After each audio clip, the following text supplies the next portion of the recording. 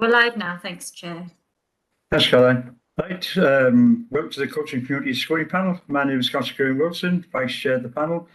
I will chair the speak today in the absence of the Chair. On that note, I've got apologies of absence for Chris. Is there any more apologies for absence? None received, Chair, thank you. Next one, declaration of interest, anybody? No declarations of interest. Can we have the minutes of the last meeting of 10th of March passed, please?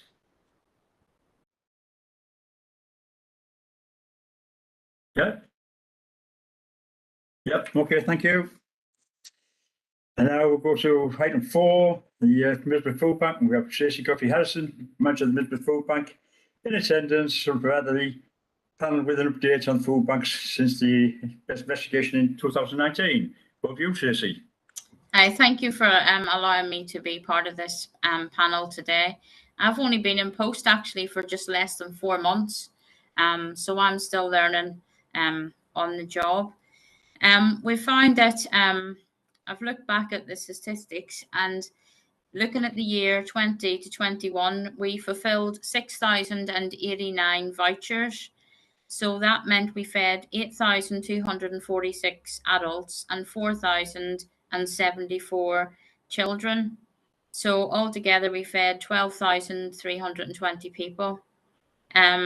Looking at this in 21 and 22 so far, we have issued 3,595 vouchers, feeding 5,080 adults, 3,098 children. So up to now, and we're only in April, we've fed 8,478 people, which is terrible in this day and age.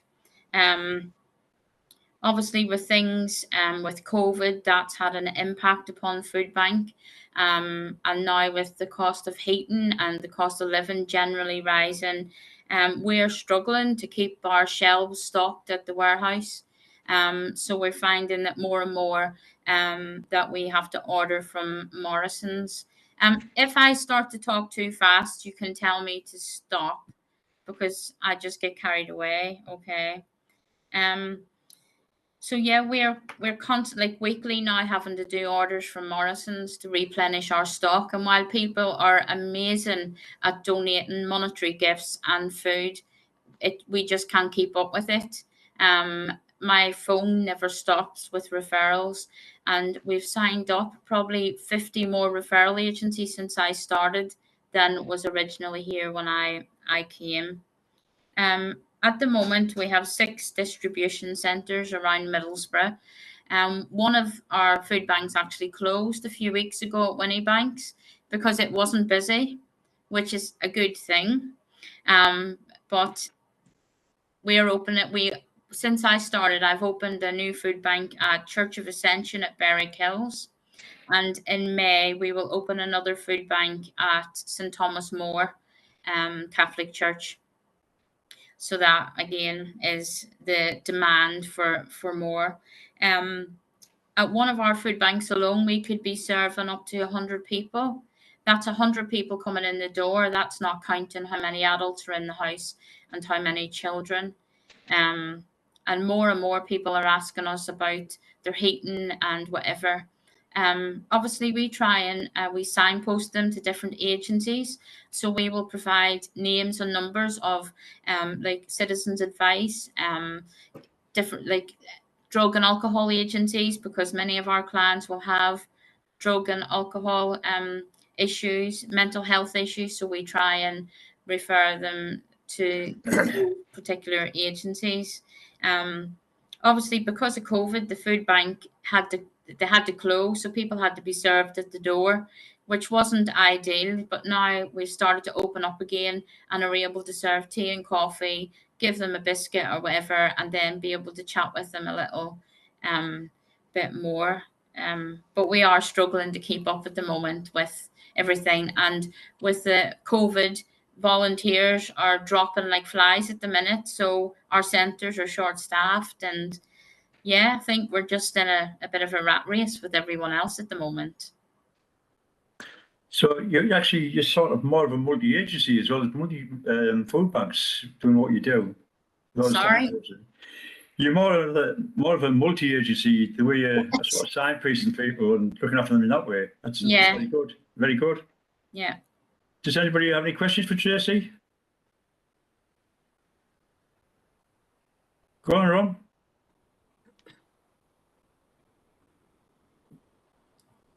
Do you think the what's happening on in the Ukraine and people might now be supporting that rather than the food banks in Middlesbrough has an effect on what's happening with your stocks? To be honest, no, because people are still being really kind and donating and monetary gifts coming through. And on Saturday, the Middlesbrough FC are holding a collection day for us as well. So we are still being really supported by the public. It's just the demand and the need for a food bank has gone up significantly. Yeah, massively. Massively. Mary, where's something go? Yeah, could I just say to Tracy, I'd Yeah. like to say to Tracy, thanks. The fact that it's coming up into Beechwood and St. Thomas More area. I think there's a need for it. So I'm delighted that that has gone through and the request has been successful. Yeah. Thank you, Tracy. No problem. Sheila?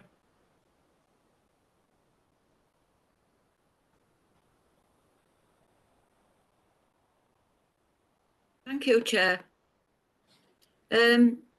Yeah, I think it's shocking, all these food banks. I mean, a lot of them are working people as well. It's just that the wages are so low. These people are so lowly paid. I think it's an absolute scandal that we've got these food banks in this day and age.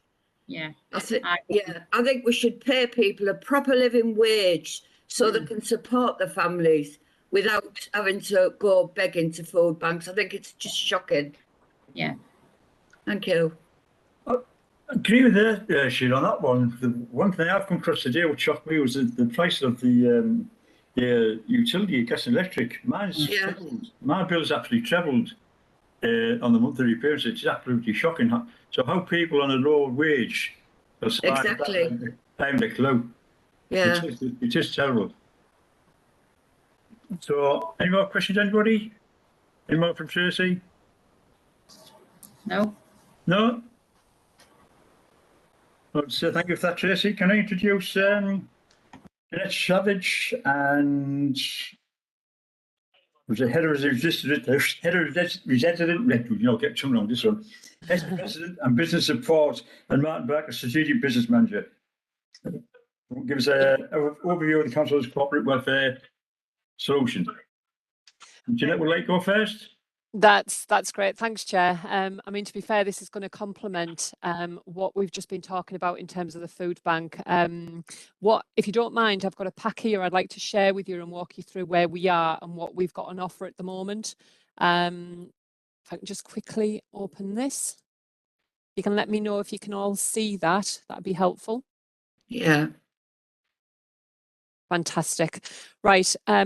Residents and Business Support is a newly formed service. It came together in April 2020, and it was on the back of all of the extra work that was happening around COVID. And what became abundantly clear following COVID is we were going to be moving into a situation where welfare and welfare support was going to be troublesome. And here we are really today. Now, part of this involved migrating a number of services with similar themes and similar offerings all together so we could provide a welfare solution to the residents of the town. It's all designed, it's not just about residents, to be fair, it's about businesses as well, because businesses also support the economic deliverables against the town as a whole. So the solution is all encompassing and it's residents and businesses. But for the purpose of today, I'd just like to focus on the resident side, if that's okay. Now, what I've tried to do is outline what we do as a service and hopefully try to tease out some of the things that we've talked about in terms of the food support. Now, one half of the service is responsible for all of the debt that the council has. So it'd be things like council tax and business rates, and things like fines and public space protection orders and all that sort of stuff. And we are responsible for collecting all of the income. Now, that in itself is proving troublesome, especially for council tax. Okay. Trying to secure payment at this moment is extremely difficult because of the issues around the increases in energy. Everything is going up, but the cost of i.e. their income is not going up at the same rate. So that gap is getting bigger and bigger, and it's becoming quite troublesome, to be fair, because we see this every day of the week and we are feeling it because we're dealing with just about every resident within the town over the age of 18. So we've got first-hand experience as to what's going on at the moment. Now, I don't intend to focus on the debt side because that is something else. What I would like to focus on is what we do and the support that we provide with the service. So the centralisation meant that we could take a very different approach to resolving issues for our residents within the town. And we've put together a package, almost a menu of offerings that we can provide to support our residents. And they come in multi-forms, multifaceted, dimensional opportunities that we can give, provide and help wherever possible. We have access to funding from central government. And you've probably seen the headlines of late in regards to the energy support rebate, the £150 that we're getting. My service area will be responsible for distributing that out, and we have a period of time where we've got to get that money out, and that'll mean every person within the property bands A to D will receive a payment of £150, which, to be fair, I do share the views. My energy bills have also increased significantly as well. And it's difficult when you work, and you can imagine how difficult it is for those that are on the breadline. This is opening up a different perspective altogether. So what we do at the moment is we've recently redesigned our council tax reduction scheme to provide more support to the residents of the town. And those that are most in need, we've given an additional 5% uplift to the amount of council tax support that they get. We also provide crisis support in the form of emergency funds. So if somebody is presenting themselves and they're struggling financially to provide food, fuel, clothing, furniture, white goods, we have a solution there to support those individuals. And Martin, who's on the call, Martin is ultimately responsible for this on a day-to-day basis, and his team will fast track payments to ensure that those that are genuinely in need receive that level of support. We also provide shortfalls with rent, storage costs, removal costs, and that comes in the form of a discretionary housing payment. And again, we can offer that as well. We administer the children's Section 17 payments for those children in need. We fast track those payments throughout the door within 24 hours to ensure that the most vulnerable are receiving the necessary support. We're also responsible for the adult social care financial assessment solution now. So those that are in care that need a financial package, we are responsible for providing that. We've just finished the test and trace scheme. That literally ended yesterday. So anybody that was financially impacted as a result of COVID, where financial support was necessary, central government has confirmed that that's now ended, and that closed yesterday. We also are responsible for free school meals and food provision support. And what I mean by that is if somebody is struggling, we will assess their circumstances, and if they're entitled to free school meals, we will notify the school immediately, and that will entitle that family with children to free school meals. We are responsible and will be distributing the £150 energy rebate scheme, and that will be starting to go out next week. And that will be issued to over 60,000 people within the town. So 30,000 of them will get a payment relatively quickly, whether on direct debit. Those that don't pay by direct debit, there will be an application process because we have to validate them through a particular tool that central government have confirmed. And we will get those payments out, and we're doing those in walk order areas. So those most deprived areas of the town will receive their payments as part of a rollout under that particular scheme. We also work inclusively with the financial inclusion group. Martin, again, is council lead for this, and we provide and work collectively with 43 partnering organisations, working on means and opportunity to address things like poverty, what support is out there, how can we communicate that, how can we draw people's attention to that. And on the council website, there is a page there that will signpost people to various different third-party organisations that can help them if they are struggling. We will also be distributing the Household Support Fund, and that's roughly about 1.6 million that the government have provided to us to distribute to people to help them with food, clothing, energy, fuel bills, rent, that sort of thing. And what we will be doing is we will be talking to our third-party providers where food is of an essential importance to provide them with some support in terms of the financial element of that, to be able to help those organisations provide more food to those that genuinely need it. We also are running alongside the integrated care solution with adults. So our solution, our welfare solution, is complementing vulnerable groups of people that present themselves to the local authority. And we will allocate a particular caseworker to those individuals to help support them in dealing with areas of concern that may be financially constrained almost. On top of that, we provide and we are the point of contact to the DWP. So if we are presented with cases where we need to fast track applications through the DWP, we have established that relationship that will allow us to do that as well. We support with benefit take-up. So our caseworkers are trained to spot if people are not qualifying for the right benefits, and they will address that at the point of contact. And we are now responsible for welfare rights, and we're working on the welfare rights strategy of how we can actually help and maximise support to benefits that residents aren't aware of, that are possibly missing out on, or just not applying because it's too difficult. So that scheme will be moving forward. And we are also the Citizens Advice Bureau lead, and we work very closely with Citizens Advice around benefit take-up in hubs across the town, signposting people to the right level of support. And on top of that, we are also the council, the corporate lead for the vulnerability policy. We're one of the few councils that have actually strived to define vulnerability.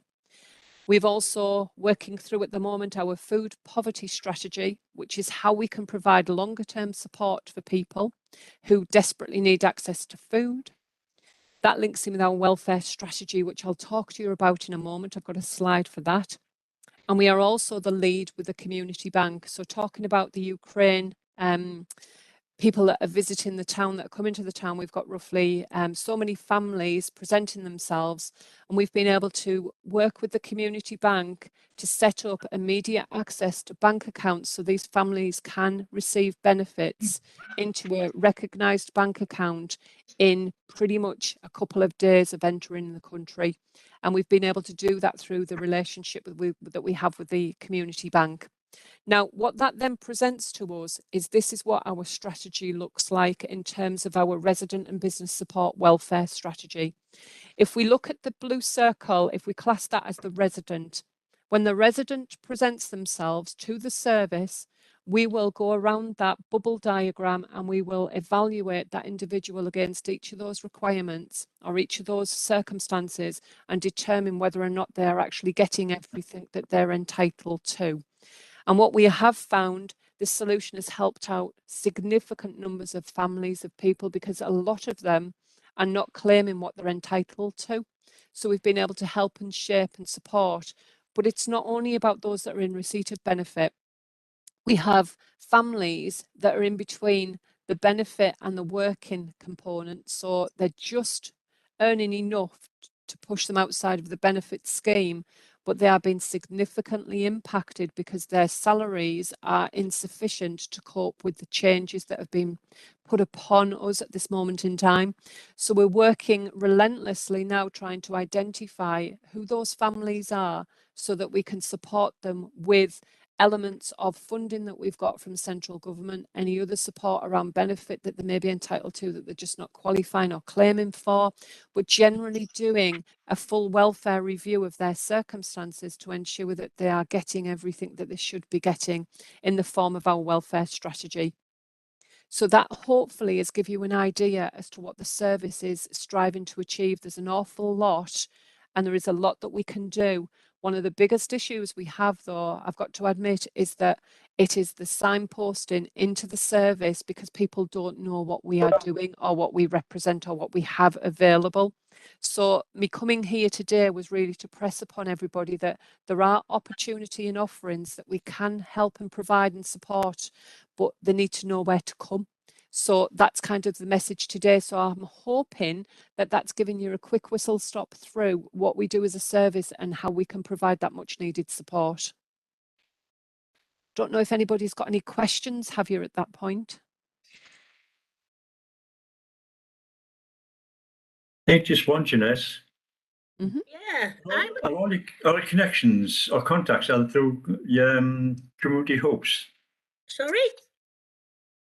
This should be, yes. We can. Yeah, I would like to ask Jeanette, what is your contact and where are you based, or what is the name of the, for the want of a better word, the organisation? So we're Middlesbrough Council. All right, that's okay. We're part of Middlesbrough Council, and the service name is Resident and Business Support. Right. And we have access, as I say, the centralisation model has meant that we've taken a number of council services, centralised them all together with the same sort of offering or the same sort of support. So it's all resident based. And if you've got anybody that is presenting themselves to you struggling, if you send them our way, we can do a high level review to identify if they are missing out or if they're entitled to something. Thank you. Is there any way that you can perhaps let anyone have a copy of what you have showed us now today? Or I've done it on the basis that I can circulate this out. Yes. Oh, thank you. Thank you very much. No problem. Thanks, Jeanette. Thanks, Thank Chair. you. I go back to asking Jeanette, are these all going through the hubs? Or the contacts? The contacts we will be pushing through the hubs.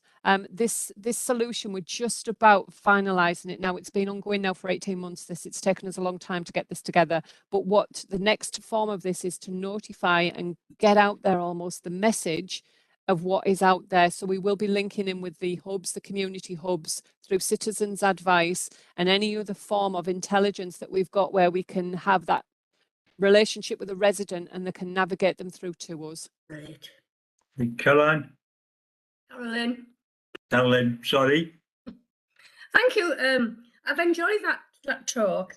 I'm pleased that you're able to now help people that are just outside the benefits. Because when I worked in education, there were children entitled to free school meals, and we had families who were both working, and they were just outside the benefits, so they had to pay for their meals, and some of them did really struggle. So I'm pleased now that if you're just outside the benefits, there is somewhere people can get help. And you say this is funded by the government. Will this continue, or is it temporary because of the situation at the moment? To be fair, Carolyn, the Household Support Fund and the Energy Fund is supported by central government. Now, the Household Support Fund was due to end at the end of March, and they've re-released funding. So I think at the moment they're dealing with it incrementally as more and more information presents themselves and they release further funding. Outside of the Household Support Fund and the Energy Fund, we have funding regardless within our service to deal with crisis and crisis support. Right. Thank you. Thank you for that, Jeanette. Thank you. And just, Jeanette, can I just jump in there? Just on the back of that, the crisis support is open to anyone who is liable for rent or council tax in Middlesbrough, so they don't have to be receiving benefits. So if you did receive any contact from a resident who's struggling for any reason, I'd encourage them to get in touch with the service as quickly as possible. And it is a free phone number as well. We've had it right since 2013 when this has been live from. So we can provide that with the when Jeanette sends the slides out, we'll give the free phone number as well. Yeah, thank you, Martin. I'm going back 18 years since I worked in education with regards to the free school meal. So thank you. Anybody Chair. got any questions? Chair, Councillor Ron Arundale has a question. Thank you. Can't see him. Go on, Ron. Yeah. Yes. Jeanette, question. How do you measure in need? Oh, that's the million dollar question, that one.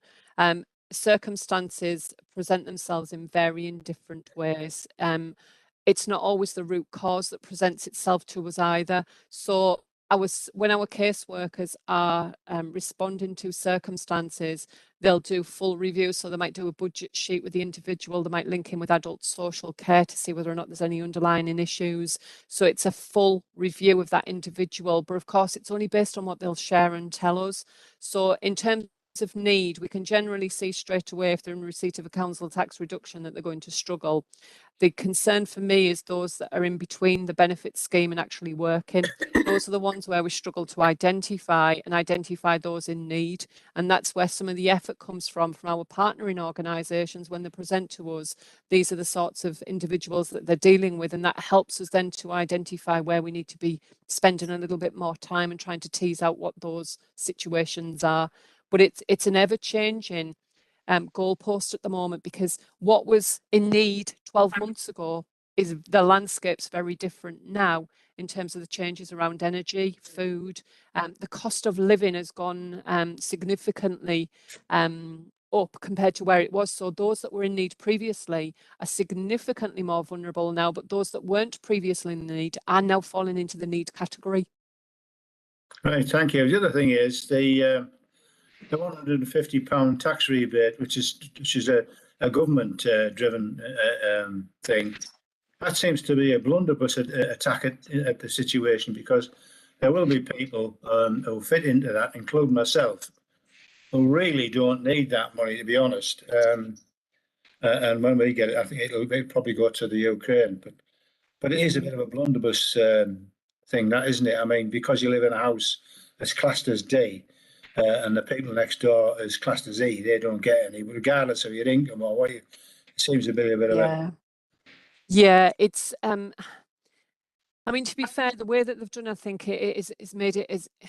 They've probably tried to do it and make it as easy as possible to distribute it, because when you're dealing with 60,000 residents, it's probably got to be something. So it's never foolproof with these. It's the same when we had the business grants. They were never foolproof. You just hope that you're reaching 95% of the clientele that do need them, and those 5% that benefit that possibly don't. Then I think it's probably something that they just accept based on the fact that the volume of money that they're trying to get out the door.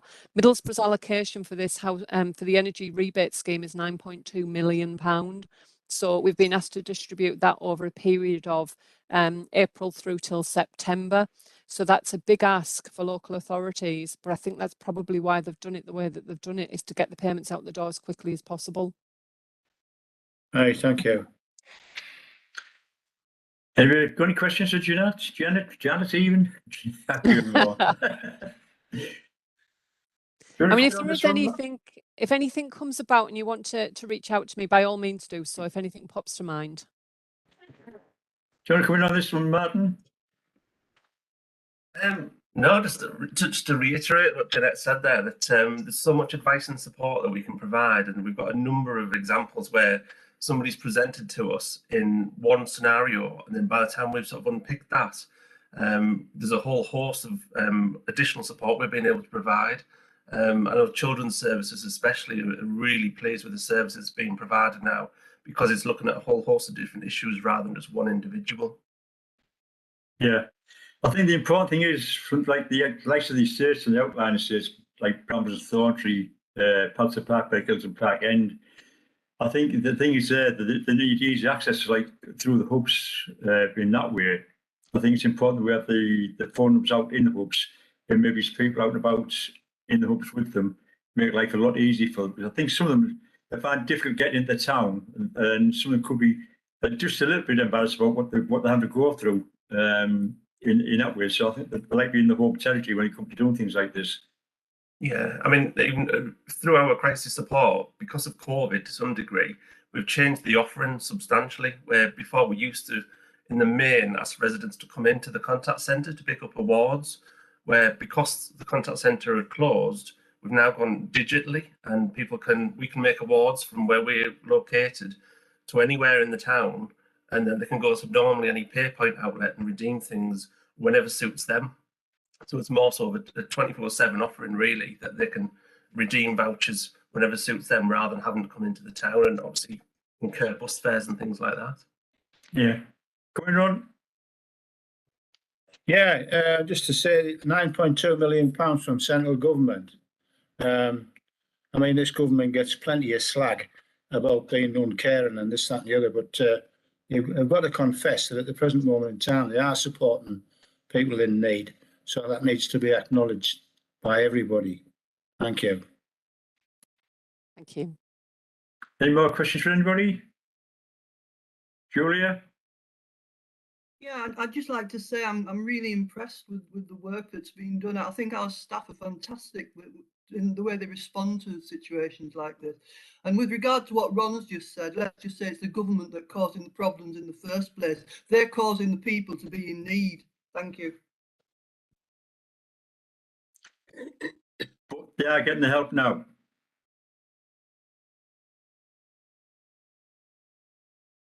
Any more questions, anybody? No? Okay.